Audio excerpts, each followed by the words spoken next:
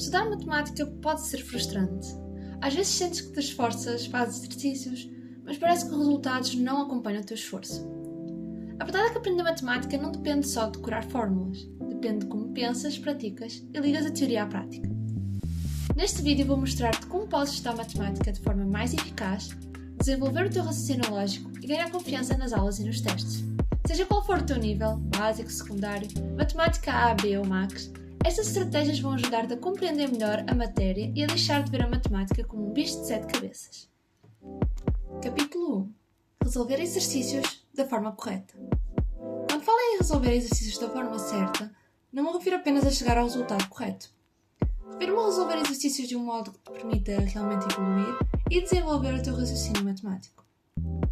O raciocínio matemático consiste na capacidade de pensar de forma lógica e estruturada para resolver problemas, compreender relações e tirar conclusões com base em factos ou padrões. Por isso, a melhor forma de estudar matemática é, obviamente, resolvendo exercícios, muitos e variados. Experimentar diferentes tipos de enunciados e formas de chegar ao resultado pedido permite não só aplicar e consolidar os conhecimentos teóricos aprendidos nas aulas, mas também treinar a tua capacidade de raciocínio lógico. Por outro lado, não se trata apenas de fazer exercícios atrás de exercícios. É fundamental parar para refletir sobre o teu desempenho, sobre a lógica por trás do raciocínio que usaste e sobre se conseguirias aplicá-lo num contexto diferente. Muitos alunos conseguem resolver um exercício de uma forma quase mecânica, talvez porque alguém lhes explicou os passos ou porque já resolveram antes um exercício muito semelhante. No entanto, assim que surge uma questão ligeiramente diferente, bloqueiam, mesmo que o raciocínio necessário para o resolver seja o mesmo ou muito parecido.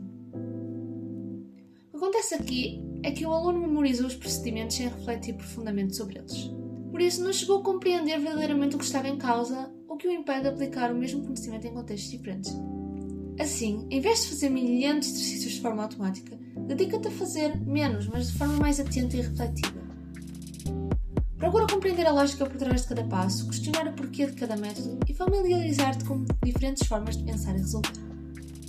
Se fizeres isto, vais sentir-te muito mais à vontade para enfrentar qualquer tipo de exercício e muito mais confiante nos testes. Capítulo 2. Procurar falhas nas bases. Fazer exercícios também te vai ajudar a perceber aquilo que já sabes bem e aquilo que precisas trabalhar mais. No entanto, não te vão dizer explicitamente o que falta para conseguir resolver o exercício sem dificuldades. Para isso, precisas de investigar por conta própria. Pergunta: o que não compreendi? O que posso estar a confundir? Pela minha experiência, os erros e dificuldades vêm, muitas vezes, de conhecimentos base mal consolidados ou até esquecidos. Neste caso, não compreendes bem o enunciado ou tens dificuldade em chegar ao resultado final, porque não sabes bem algum conceito ou escapou-te algum detalhe quando estavas a estudar, que te permita relacionar duas ideias fundamentais para a resolução do problema. Esta também é a razão pela qual muitas vezes, por mais que te expliquem o que tens de fazer, tu continuas sem perceber o raciocínio.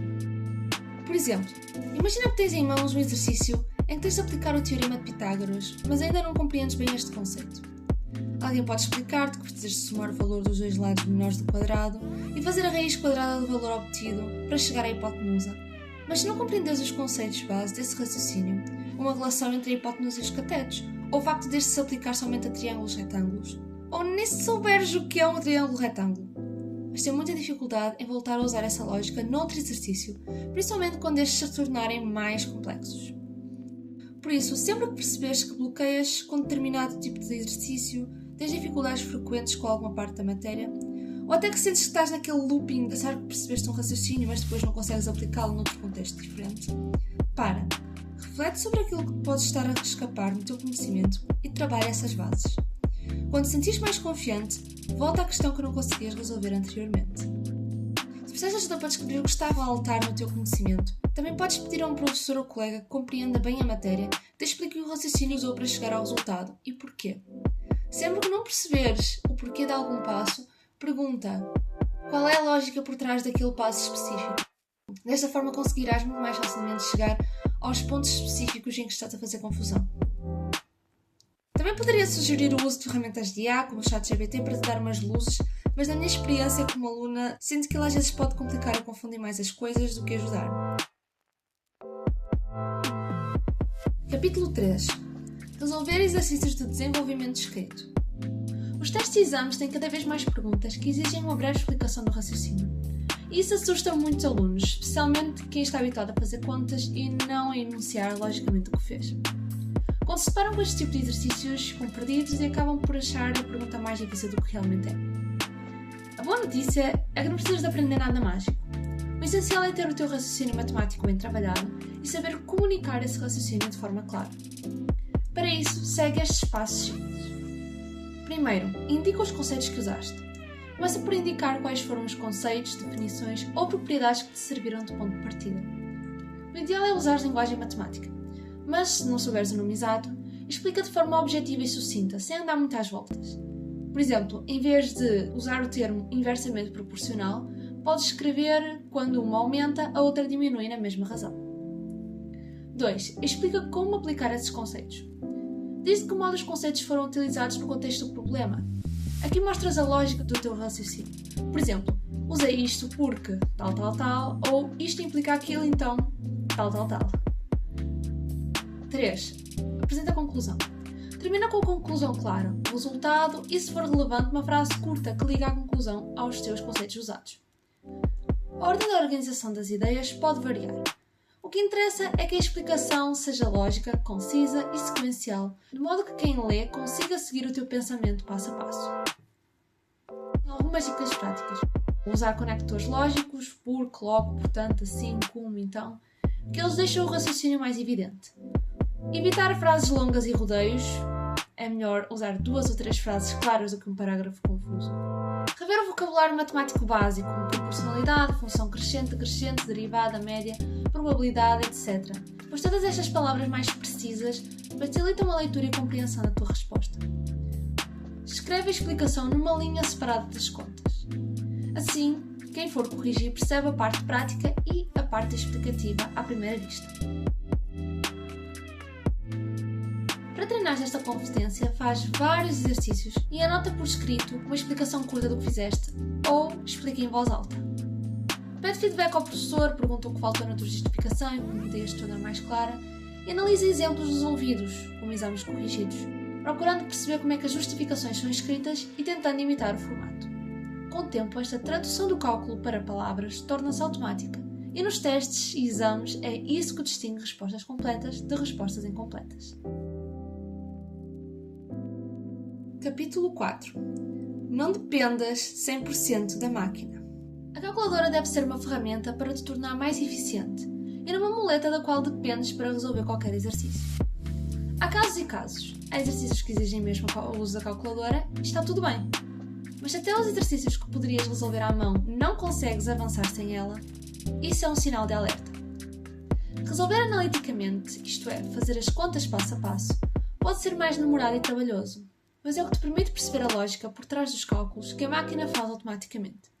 Quando usas a calculadora sem realmente perceber o que estás a fazer, ficas mais vulnerável a erros simples que comprometem todo o resultado.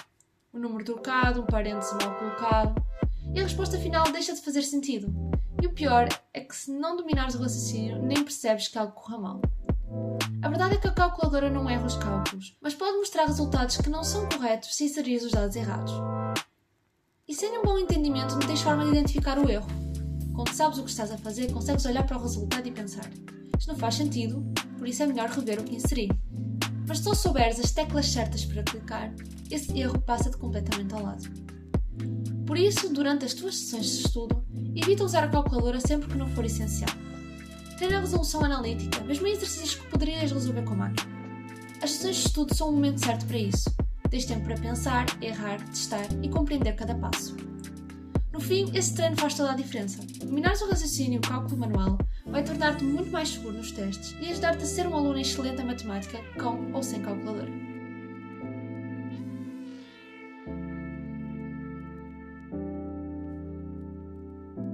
Já falei de como podes desenvolver o teu raciocínio matemático, que te vai permitir ter melhor desempenho na disciplina.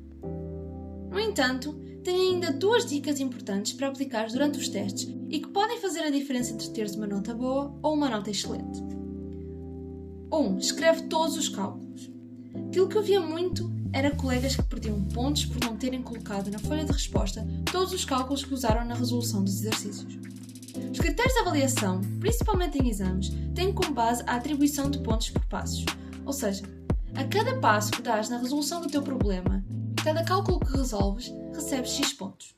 Quando chegas ao fim, mesmo que o teu raciocínio esteja correto, e o resultado também, se te faltar apresentar algum cálculo, podes não ter a pontuação toda. E isso é perder pontos sem necessidade. Por isso, quando resolveres um exercício, escreve tudo, até aqueles cálculos que parecem mais básicos e intuitivos. Isto também é uma forma de obteres o máximo de pontos possível, mesmo que o resultado final não esteja correto, pois todos os passos que estiverem corretos vão contar. Segundo, avança para a questão. Às vezes nos testes os enunciados são longos, cheios de detalhes e informação, que acabam na maioria das vezes por ser mais palha para dar contexto do que outra coisa. E pode ser difícil chegar ao fim sem esquecer aquilo que leste, principalmente em momentos de stress, como é o caso das avaliações. Então, aqui vai uma dica que funcionava muito bem comigo. Avança para o fim do enunciado, lê aquilo que te pedem para resolver e depois volta ao resto do enunciado e procura os dados que realmente precisas para fazeres o exercício. Este truque vai ajudar-te a poupar tempo precioso, porque ajuda o cérebro a ter um foco, que é procurar informação específica para resolver esse exercício, em vez de apenas leres o texto sem saberes o que procuras nem de que se trata. Assim, logo à primeira leitura já encontras os dados que são mesmo importantes. Isto não retira a importância de ler o enunciado com atenção mais do que uma vez, para garantir que não te escapou nada. No entanto, tornando as tuas leituras mais intencionais e eficientes, uma ou duas podem ser mais do que suficientes para perceberes o que tens de fazer e assim não vais gastar tanto tempo.